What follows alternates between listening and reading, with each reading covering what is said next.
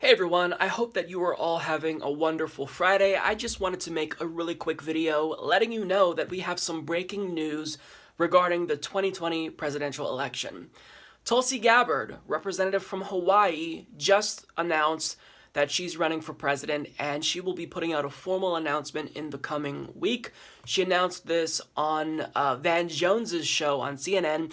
This honestly isn't too surprising because a couple of weeks ago when she was on MSNBC, in an interview with Chris Matthews, she said that she was thinking about running. So it's not surprising, but nonetheless, this is still really huge news. So this begs the question, what am I going to do? Because I've always been a long-time admirer of Tulsi Gabbard, but simultaneously a supporter of Bernie Sanders. Does this mean that I'm jumping ship and I am getting off the Bernie bus and I am going to be throwing my weight behind Tulsi? No. And again, I like Tulsi Gabbard.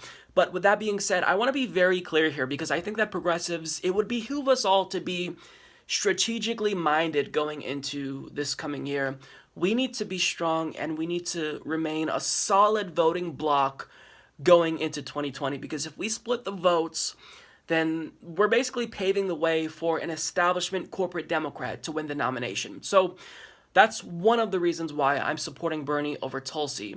Now, with that being said, Tulsi Gabbard has some issues. She gets an A+ from me when it comes to domestic policy, but there's been articles as of late by The Intercept, by Jacobin, actually a relatively older article from Jacobin, I'll link to all of them down below, that detail that on foreign policy issues, on international issues, there's some really big red flags that may make it difficult for Tulsi Gabbard to get support among the progressive base. So, for example, she has ties to Hindu nationalists in India. Things that are going to hurt her. Now, she's always been a non-interventionist in my view. However, there are previous Twitter statements that are kind of hawkish. So these are things that I worry about. I worry that it could hurt her not just among the progressive base, but the liberal base as well. So I really hope that she reads these articles and is introspective and she puts out a thorough response to them because I do think it's important that we are nuanced and we vet all of the candidates, including Bernie Sanders.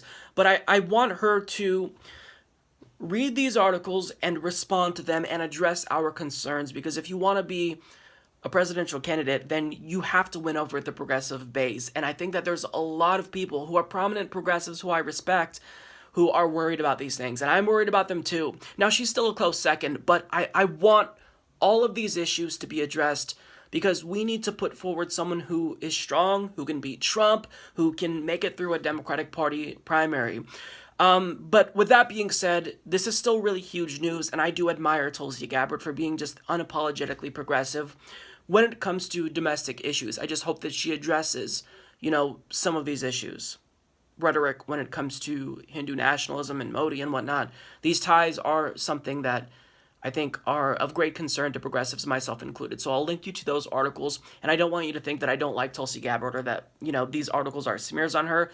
There are articles on Bernie Sanders that are negative that are actually, they're important, right? Because we all know that Bernie Sanders isn't perfect on foreign policy issues as well. He's still better than pretty much anyone else, with the exception of a few people in Congress. Maybe Rand Paul is on par with Bernie at least, but Bernie could do better when it comes to Israel-Palestine. He could do better on explaining, what his foreign policy objectives are. Would he get us out of Afghanistan? Would he get us out of Iraq? What does he think about the drone war? So I think that we have to be tough on all of these candidates, and trying to put these progressive candidates through the paces doesn't mean that we don't like them. It just means that we want them to be strong in going up against Donald Trump. So Tulsi's running. Long story short, I may do a further video on this next week. Let me know if you guys want that. If you think that that would be helpful, kind of getting into Tulsi Gabbard's record, because in no way do I want you to think that I don't like Tulsi Gabbard. But at the same time, I'm worried that her record may harm her. So let me know what you guys think about that. If you think it would be helpful to do a deep dive into her record. I was thinking about just doing a deep dive into every single one of the candidates' records one by one, but I don't know how helpful that would be if we're all just going to back Bernie anyway.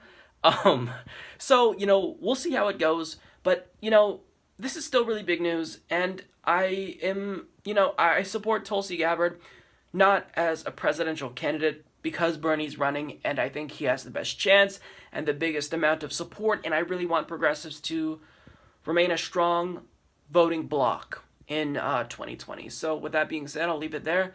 Yeah, tell me what you guys all think.